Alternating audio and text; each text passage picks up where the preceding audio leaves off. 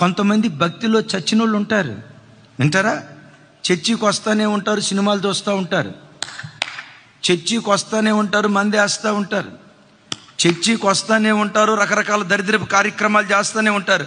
ఎవరు వీళ్ళు? చచ్చినోళ్ళు. దేవుని మందిరానికి వస్తూనే ఉంటాడు, చేసే పనికి మళ్ళీ కార్యక్రమాలు చేస్తాడు. వాక్యం ఏమంటుందో తెలుసా? చచ్చిన శవాన్ని ముడితే చాలు అపవిత్రుడై. దీని అర్థం ఏంటో తెలుసా? చచ్చినోళ్ళ మధ్యలో నువ్వు బ్రతికితే నీ ఆత్మ కూడా చేస్తుంది.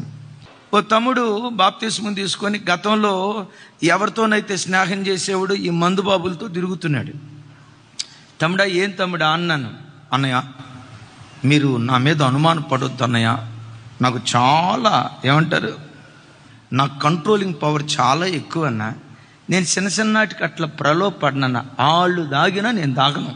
నా కంట్రోలింగ్ పవర్ చాలా ఎక్కువ అన్నా, నేను అట్లా టెంప్ట్గానన్నా అన్నాడు. ఒరే నాయనా, దేవుని వాక్యం కంటే ఎవడు గొప్పోడు కాదు కదా. మోసపోకుడి, దుష్ట సాంగత్యము మంచి నడవడిని చెరిపేస్తని వాక్యంలో రాసుంది.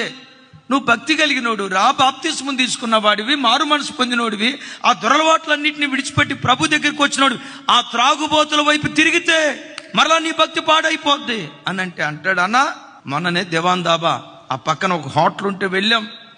వాళ్ళు బాటిల్లో మందు పోసుకొని, గ్లాసులో మందు పోసుకొని తాగుతా ఉంటే నేను చూసి కూడా తాగలా. నేనేం తాగానో తెలుసా అన్న? థమ్సప్ తాగానన్నా, నాకు అంత కంట్రోల్ పవర్ ఉందన్నా అన్నాడు. వద్దురా తమ్ముడా, పీనుగలు కాళ్ళకు తగిలి త్రుట్టిల్లిపోతాం. వాక్యం ఉంటుంది. దినాలు అట్లా సాగుతున్నాయి. బాధాకరమైన సంగతి ఏంటో తెలుసా?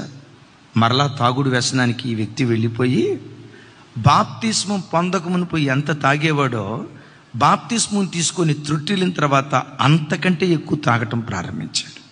ఆ బిడ్డ మారటానికి ఎంత ఏడవాల్సి వచ్చిందో నేను ఎప్పుడు చెప్తా.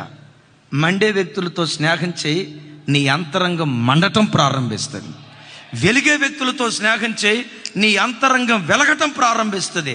ప్రార్థించే ప్రార్థనాపరులతో స్నేహం చేయి, నీ ఆత్మదీపం కూడా ప్రార్థన కొరకు రగల్చబట్టానికి దేవుడు కృప చూపిస్తాడు.